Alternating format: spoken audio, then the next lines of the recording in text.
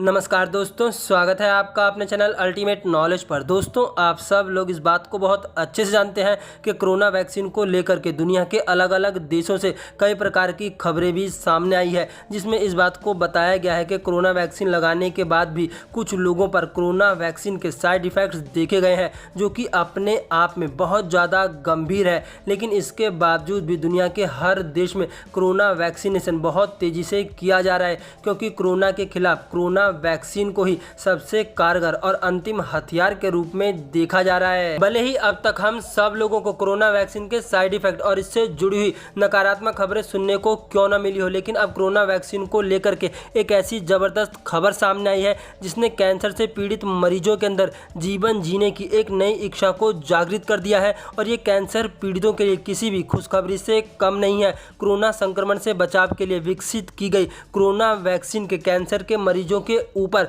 सकारात्मक परिणाम देखने को मिले हैं। कैंसर से पीड़ित मरीजों के लिए ये किसी चमत्कार या यूं कहें कि एक आशा की किरण से कम नहीं है। एक अध्ययन में इस बात को देखा गया कि जो लोग अपनी लाइफ में कैंसर से पीड़ित थे, ऐसे लोगों को जब कोरोना वायरस की दूसरी डोज लगाई गई तो लगभग 3 से 4 हफ्ते के बाद 95% मरीजों के अंदर कोरोना से लड़ने के बेहतर इम्यून रिस्पॉन्स को देखा गया। इस अध्ययन को करने वाले सभी लोग भारतीय हैं। यह अध्ययन 131 लोगों पर किया गया था। इन 131 लोगों को जब कोरोना वायरस की दूसरी डोज दी गई और उसके बाद पीड़ितों की जांच की गई तो जांच में इस बात को देखा गया कि लगभग 95% मरीजों के अंदर एंटीबॉडी पाई गई है, तो वहीं पर सिर्फ 7 ऐसे मरीज थे जिनके अंदर एंटीबॉडी नहीं पाई गई थी। अध्ययन में शामिल सभी मरीजों की औसत आयु लगभग 63 साल की थी। अमेरिका की university of Texas health science centre की शोधकर्ता डिम्पी शाह ने इस बात को कहा कि ये शोध में गंभीर रूप से ग्रसित कैंसर के मरीजों पर